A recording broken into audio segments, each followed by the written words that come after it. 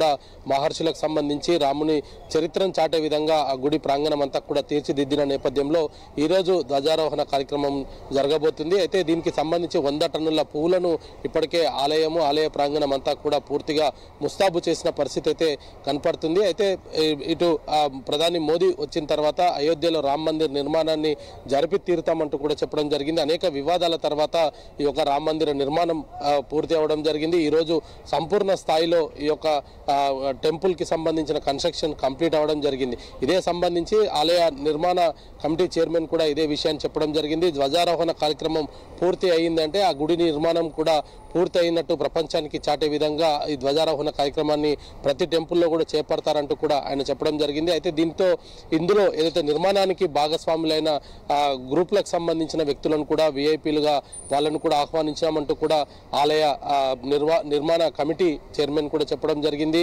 ఇటు ఈ యొక్క రామునికి సంబంధించిన ఆలయంలో ఇటు సీతాదేవి అదేవిధంగా హనుమంతుని విగ్రహాలు ఇతర దేవుళ్ళ విగ్రహాలను కూడా ఈ రోజు ప్రతిష్టాపన జరగబోతుంది. అంగరంగ వైభవంగానే ఈ యొక్క అయోధ్య రామ మందిర్ ప్రాంగణం అంతా కూడా ఈ రోజు జరగబోతుంది. హర్ష, థాంక్యూ గోపి. ఒక చిన్న బ్రేక్ తీసుకుందాం. Stay tune to 10 TV.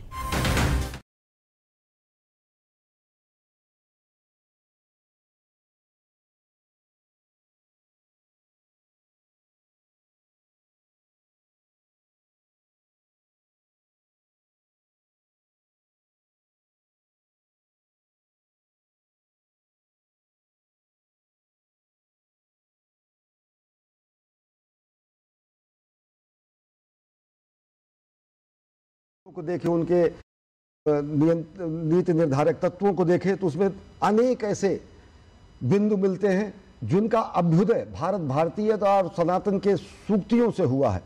स्वच्छात स्वच्छम प्रशस्यते, अगर ये महानिर्वाण मंत्र है तो इससे कहीं ना कहीं स्वच्छता का जो महाआंदोलन शुरू किया उसकी प्रेरणा कहीं ना कहीं मिलती है।